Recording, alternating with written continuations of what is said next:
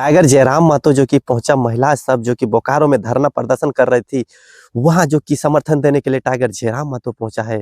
तो सबसे पहले एक वीडियो क्लिप देखिए, उसके बाद से मैं बात करता हूं।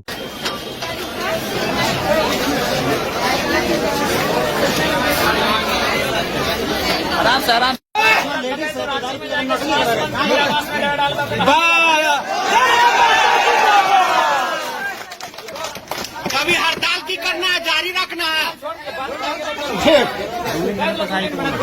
बोकारो जिले में ऐसा क्यों होता है? बाकी जिलों में आज तक कभी ना आंदोलन की आवश्यकता उस तरफ पड़ी, ना ही कभी लोगों ने इस बात का सूचना भी दिया कि हमारे साथ ये व्यवहार हो रहा है। लेकिन बोकारो जिला में ये दूसरी बार है। पिछली बार जब विधानसभा का सेशन चल रहा था, बजट सत्र, उस समय भी मैंने सदन में बात को उठाया था कि भाई हमारी बोकारो जिला के लगभग सभी प्रखंडों के जो आउटसोर्सिंग कर्मचारी है स्वास्थ्य विभाग के, वो धरने पर हैं अपने बकाये वेतन की मांग को लेकर, पीएफ ईएसआई की मांग को लेकर।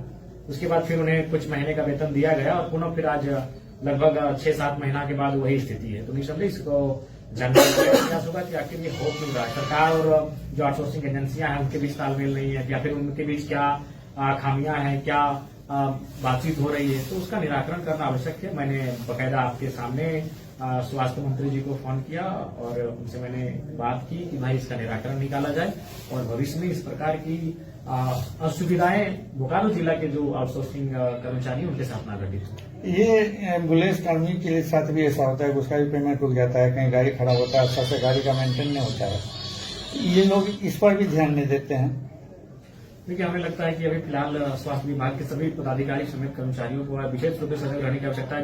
पदाधिकारियों को तो विशेष रूप से ध्यान देना होगा, भले वो एक कंपनी के अधीन आकर आपके यहाँ काम कर रहे हैं, लेकिन वो काम आपके लिए कर रहे हैं, आपका काम कर रहे हैं, आपका जो शिक्षा स्वास्थ्य का जो स्तर है उसको बढ़ाने के लिए अपना योगदान दे रहे हैं। तो इनकी जवाबदेही बनती है, इनकी निगरानी बनती है और उस पर ध्यान देना चाहिए। उनकी असुविधा क्या है उन पर भी ध्यान देना चाहिए और उनका निराकरण करना चाहिए। और मैं अपनी ओर से पूरा प्रयास करूंगा, इस बार का विधानसभा सत्र अगर चलेगा और मैं स्पष्ट इस बात को रखूंगा, विशेषकर जिस दिन स्वास्थ्य विभाग के बजट पे चर्चा होगी कि भाई इस प्रकार से 8 महीना 6 महीना किसी को लटका के रख देना, विशेषकर बोकारो जिला के साथ दुर्व्यवहार करना, ये नहीं होना चाहिए, बंद होना चाहिए और उनको भी नियमित वेतनमान का भुगतान करना चाहिए।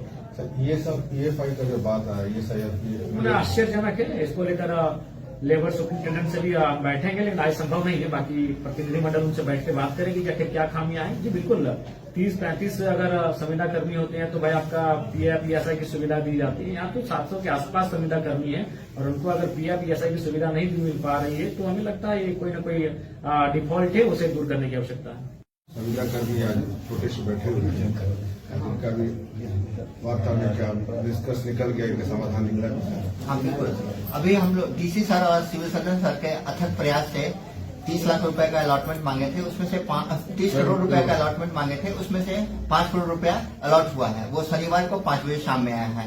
कल रविवार था इसलिए वो प्रोसेस नहीं हो पाया। आज हम लोग क्योंकि रेगुलर सिविल सर्जन जो है वो छुट्टी पर है, हम चार्ज में हैं, तो कल तक ये प्रोसेस हो जाएगा, ट्रेजरी में से पास हो जाएगा और हम लोग 24 तारीख को राइडर को दे देंगे।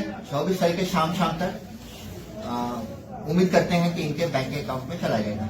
2-3 महीने का सैलरी, मतलब ये कंफर्म है कि इनको 3 महीने के सैलरी मिल जाएगा। बिल्कुल 1-2 दिन के अंदर मिल जाएगा, 2 दिन के अंदर मिल जाएगा। बार बार क्यों हो रहा है सर? सरकार से अलॉटमेंट आएगा तभी तो किसी को सैलरी दिया जा सकता है, क्योंकि 690 संविदा कर्मी है, किसी के बस का चीज तो नहीं है कि सैलरी दे। जब सरकार अलॉटमेंट देता है तभी यहाँ से अलॉटमेंट मतलब सरकार में ये कंफर्म की कमी है, किस वजह से ये पैसा दिया तो सरकार ही बता पाएगी। तो आप लोग बार बार लिखा जाता है, अच्छा, सरकार में डिमांड किया जाता है। ये संविदा कर्मी का ESI और PF की बात हो रही है, ये इन लोग का अभी तक नहीं मिला है, ये क्यों?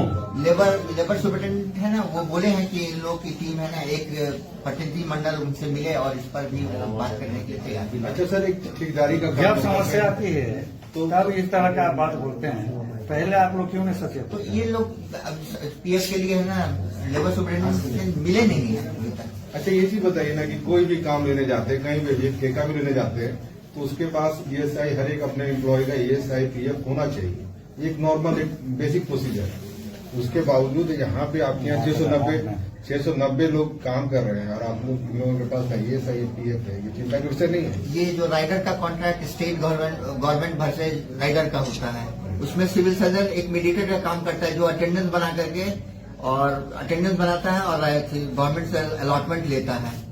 कोई बात तो नहीं, जो- काम तो आप ही के यहाँ कर रहे हैं ना सर। काम तो हमारे यहाँ कर रहे हैं, इसीलिए हम लोग अटेंडेंस देते हैं, उसके बाद उसका ट्रेजरी का बिल बिना निकालते PF हैं। के आप लोग अगर कॉन्ट्रैक्ट किसी को दे रहे हैं और उसका हम नहीं दे रहे हैं, स्टेट गवर्नमेंट से उसका ये होता है। इस स्टेट गवर्नमेंट की चूक है सर ये वाली। ये तो वहाँ कोई होता होगा, डॉक्टर्स तो बहुत सारे ऐसे एम्प्लॉय हैं आपके संविदा कर्मी जिनका अभी तक PF खाता नहीं खुला है, वो किसका कमी मानते हैं, आपका कमी है या इसकी उसका? जानकारी मुझे नहीं है, हम इस पर बात कर लेंगे। इतना हल्ला हो रहा है, आपको कमी का पता नहीं चल रहा है। नहीं, हमको किसका किसका नहीं है, नहीं खुला है, हमको मालूम नहीं है। आप लोग को तो हम लोग प्रभाग में हैं। आप लोग को तो आवेदन भी मिला है, अब उस पर CS सर क्या कर रहे हैं? आवेदन के बावजूद भी आप लोग एक्शन में नहीं आ रहे हैं, क्यों? नहीं, हम लोग को अलॉटमेंट जब आया तो हम लोग तो पैसा देने के लिए तैयार हैं। पैसा ही नहीं, पैसा दे दीजिएगा, काम हो, रोड में एक्सीडेंट हो जाएगा, मर जाएगा, उसका जिम्मेवार कौन होगा? आप होंगे या राइडर होगा? राइडर से इनका कॉन्ट्रैक्ट है। राइडर से कॉन्टेक्ट है, तो आपने कभी जानने की कोशिश की ये बात कि इनका PF खाता नहीं खुला है?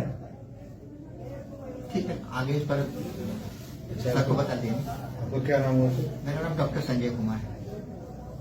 अभी आप प्रभार टाइगर जयराम महतो ने इरफान अंसारी को जो कि फोन लगाया और फोन लगाने के बाद 2 दिन के अंदर बोला कि 2 दिन के अंदर ही पैसा जो कि मिल जाएगा जितने लोगों के। तो टाइगर जयराम महतो एक ऐसा विधायक जो कि झारखंड के कहीं भी कोई भी जगह निसंदेह चला जाता है और उन लोगों को समस्या को दूर करने में कभी पीछे नहीं हटता है। ये है टाइगर जयराम महतो। और झारखंड में अभी देखा जाए फिलहाल तो टाइगर जयराम महतो भी ट्रेंडिंग में चल रहा है विधायक। कहीं भी हो निसंदेह टाइगर जयराम महतो पहुंच ही जाता है। और ऐसा विधायक जो कि एक टाइगर जयराम महतो ने भी कहा कि मैं तो रहता हूँ भाव सीधा साधा, मुझे कोई नहीं पता कर पाएगा कि ये विधायक है, कोई नहीं जानेगा कि ये विधायक है। तो ऐसा जो कि अभी देखा जाए तो फिलहाल झारखंड में है भाई। इससे पहले जगन्नाथ महतो था, लेकिन अभी वर्तमान में देखा जाए तो टाइगर जयराम महतो। आप लोगों को कैसा लगा वीडियो कमेंट कीजिए, नए लोगों तो सब्सक्राइब कीजिए, लाइक कीजिए, शेयर कीजिए।